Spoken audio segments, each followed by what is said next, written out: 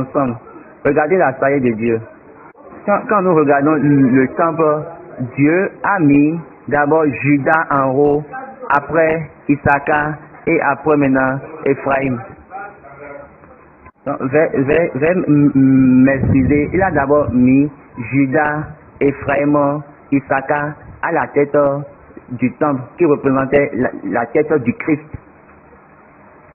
Ces trois tribus sont vraiment significatifs.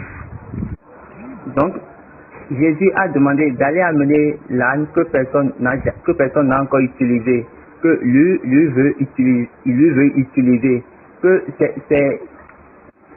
c'est une manière, il veut porter nos charges pour pouvoir nous rendre libres. Donc sur l'âne, Jésus a enlevé la charge, notre charge. Maintenant, il a mis maintenant sa charge qui est vraiment léger.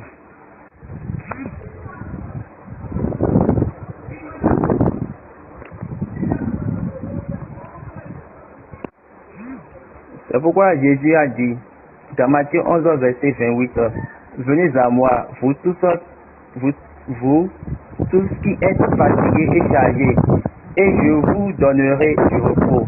29. Prenez mon joug sur vous et recevez mes instructions, car je suis doux et humble de cœur, et vous trouverez du repos pour vos âmes.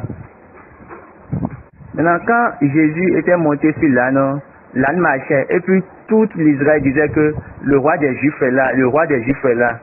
Le roi des Juifs est là, maintenant sauve-nous maintenant.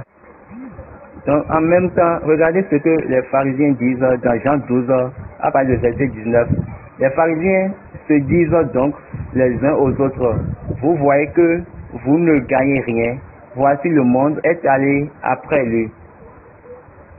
Donc Jésus a besoin de se connecter à la nation des hommes, les gens qui dérangeaient l'homme.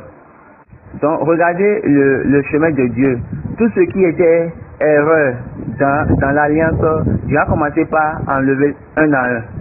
Donc tout ce qui était erreur tout ce qui est erreur, on a mis tout ça sur l'âne. Maintenant Jésus est venu maintenant pour enlever. Maintenant, et c'est de là que Jésus a béni maintenant les hommes qui étaient depuis maudits, les hommes qui étaient maudits depuis là maintenant Jésus a commencé par les bénir. Dieu a son dessein de faire toutes choses selon sa voie. Donc quand il s'est monté sur la nature de l'homme, il s'est